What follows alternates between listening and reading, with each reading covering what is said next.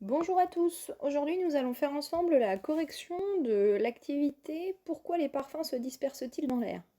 Cette activité, elle rentre dans le cadre du chapitre sur la maîtrise des propriétés des différents états physiques de la matière. Alors dans un premier temps, on va regarder ensemble les documents, de façon à voir un peu ce que vous devriez voir dans ces documents quand vous les lisez pour la première fois.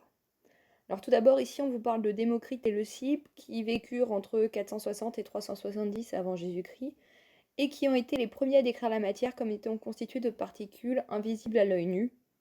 Donc aujourd'hui, c'est ce qu'on appelle les atomes.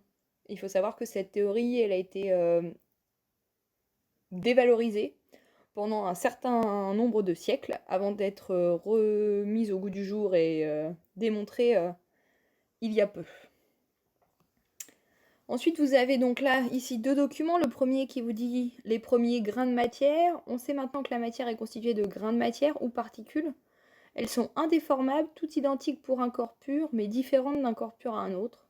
Selon l'état physique de la matière, elles peuvent être animées de mouvements plus ou moins désordonnés, et on modélise un type de particule par une forme géométrique arbitraire.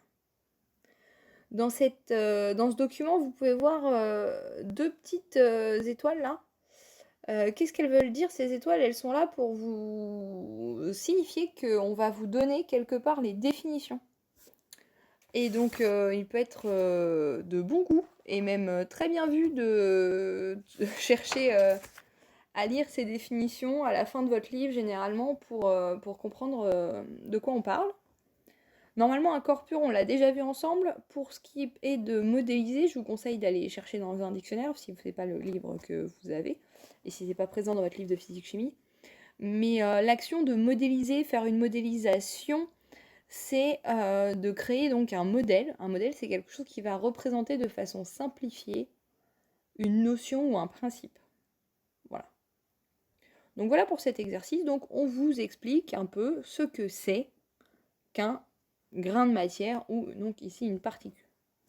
Dans le document 2 qui s'appelle Diffusion d'un parfum, on vous dit que le mot parfum est formé à partir de deux termes latins. Le préfixe per, qui signifie à travers, préfixe c'est ce qui se met devant, hein, et le verbe fumare, qui signifie fumer.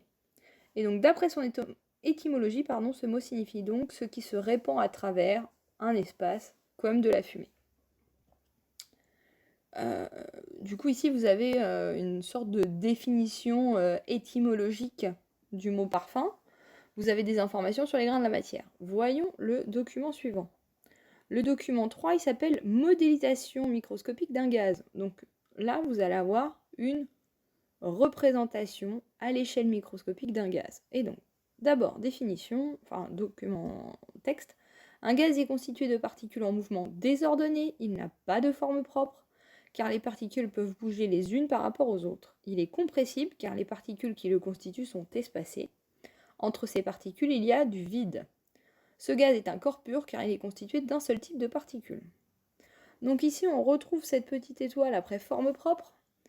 Je vous rappelle que quelque chose qui a une forme propre, c'est-à-dire que c'est une forme qui est à lui, et uniquement à lui, et que du coup, elle ne changera pas. Voilà. Alors, on poursuit maintenant avec la lecture des questions. Donc, vous avez lu les documents, votre cerveau travaille un peu autour de ces documents, vous allez lire les questions, et normalement, une fois que vous aurez lu ces questions, que vous aurez cherché à les comprendre, vous allez quand même relire les documents pour voir s'il n'y a pas des informations. Du coup, vous allez avoir un regard différent sur les documents. De plus, très souvent dans les activités que je vais vous donner, on vous indique dans quel document chercher l'information. Donc il est intéressant de bien tenir compte de ça. Alors, première question, quelles sont les propriétés des particules décrites dans le document 1? Première chose à faire, donc on a relu normalement les documents, hein, et on vient voir le document 1, et on se dit, ok, la question, je vous rappelle, c'est quelles sont les propriétés des particules? Alors on prend le document 1 et on vous dit que donc, les particules, c'est comme les grains de matière, et donc qu'elles sont indéformables, toutes identiques pour un corps pur, mais différentes d'un corps pur à un autre. Voilà. Et ça, c'est leur propriété à elles. Après, ce qu'il y a après, ça peut changer, ça va dépendre de l'état physique. Donc la réponse à la question 1, c'est que les particules, elles sont indéformables, toutes identiques pour un corps pur, mais différentes d'un corps pur à un autre. Ok. Question 2, déduire du document 3 une modélisation d'un liquide pour expliquer le fait qu'il est incompressible. Alors on reprend le document 3, il est ici, on cherche compressible, incompressible, et là on vous dit, alors je vais prendre une couleur un peu plus claire, on vous dit il est compressible car les particules qui les constituent sont espacées. Et il, c'est le gaz, ici. On retourne à la question c'était un liquide pour expliquer le fait qu'il est incompressible.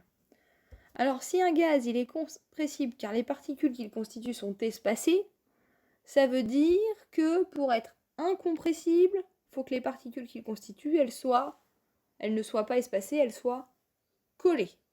Voilà. Donc, on en déduit qu'il faut que les particules, elles soient collées. Et donc, si on devait faire un modèle, une modélisation, une représentation, on ferait ça comme ceci. On va mettre des particules à côté les unes des autres. Ensuite, question 3, formuler une hypothèse sur l'organisation des particules pour interpréter le fait qu'un solide a une forme propre, contrairement aux liquides et aux gaz. Donc ça veut dire que les liquides et les gaz, ils n'ont pas de forme propre. Et donc dans le document 3, on vous dit qu'il n'a pas de forme propre car les particules peuvent bouger les unes par rapport aux autres. Donc si on revient à la question ici, c'est pourquoi les solides ont une forme propre. Ils ont une forme propre parce que les particules ne peuvent pas bouger les unes par rapport aux autres. Elles sont fixes les unes par rapport aux autres. Si elles ne peuvent pas se déplacer, la forme ne peut pas changer. Et donc enfin, question 4, pourquoi les parfums se dispersent-ils dans l'air? Les parfums, ils se dispersent dans l'air parce qu'ils sont à l'état gazeux. On a donc vu que pour un gaz, dans le document 3, les particules, elles sont éloignées les unes des autres et qu'elles occupent tout l'espace disponible. Du coup, le seul moyen pour qu'un parfum, c'est-à-dire qu'il soit quelque chose qui va se répandre à travers un espace, c'est qu'il soit à l'état gazeux. Voilà, merci à vous, bonne fin de journée. Si vous avez des questions, n'hésitez pas à me recontacter.